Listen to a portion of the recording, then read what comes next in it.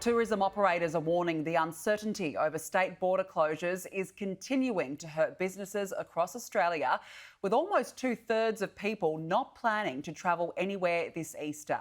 The survey was conducted by the Tourism and Transport Forum before Greater Brisbane went into lockdown. Joining me now live is Margy Osmond, the CEO of the Tourism and Transport Forum. Margy, good morning. Let's start with the Queensland situation. Has damage already been done to its Easter tourism despite that state now out of lockdown? Look, I think without a doubt there has been damage. The question is how much of those vacancies, etc., can be filled by locals and by other people who will make an opportunistic decision now, thinking there might be some vacancies to head north to Queensland. I mean, for all the tourism operators in the country, I hope people get out and about.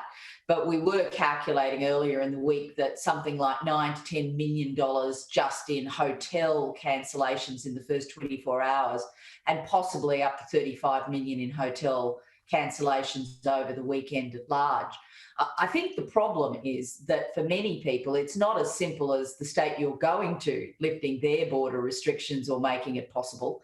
It's what your own home state or other states that you might have to travel to, for example, for work, what they may decide. Is it a case now of diminished confidence? People thinking, well, why would I travel to this certain area in the event it gets shut down? Absolutely. And I think, though, the other thing is that it doesn't just affect the destination that has the issue or the problem. The confidence issue will affect all travel destinations as people just go, oh, I can't be bothered, or it's too hard, or I'll stay home. What we do know is something like 63% of people said they weren't going to bother travelling. And of those who were going to travel, the vast bulk of them were going to travel in their own state, whether or not it was the capital city or, regional areas.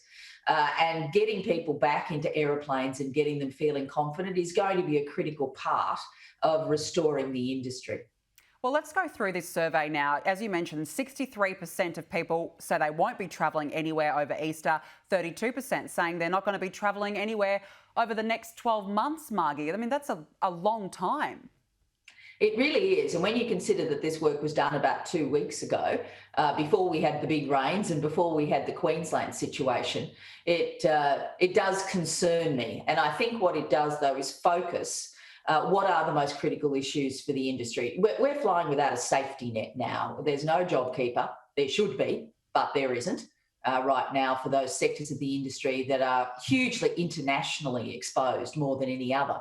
But the issue for us now is we've absolutely got to have certainty on these borders. We need a uniform response from states. It's just way past gone that they can, just womble off and do something different in every part of the country.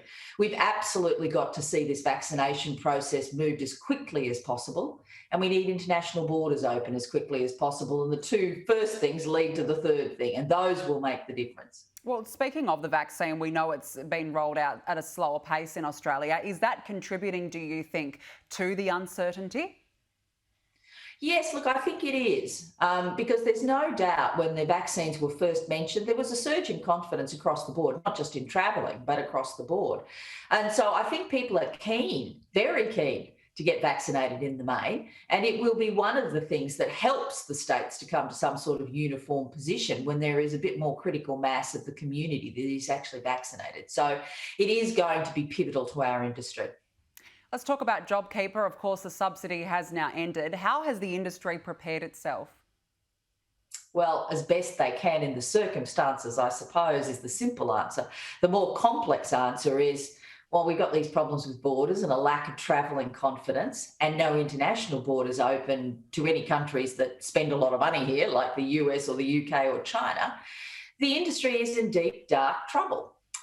And I think it's unfortunate that the government's decided to step away from some form of wage subsidy, particularly for that portion of the industry that's internationally exposed.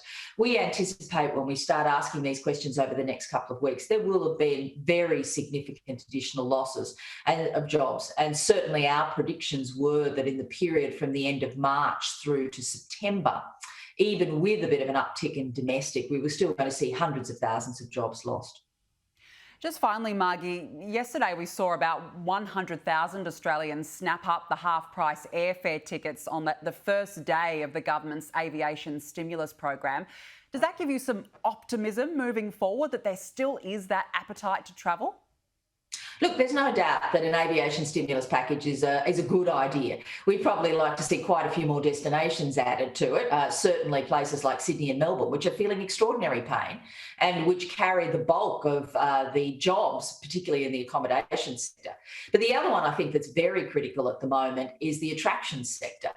When Australians go on holidays, they 9 times out of 10 lie on the beach or lie by a pool. They don't necessarily go and do the sorts of experiences and have the kind of engagement that internationals do. And that part of the industry is going to suffer hugely until international borders are back, and they've got to have some more targeted support. All right, well, remains to be seen. Margy, Osmond, great to chat. Thank you for joining me this morning.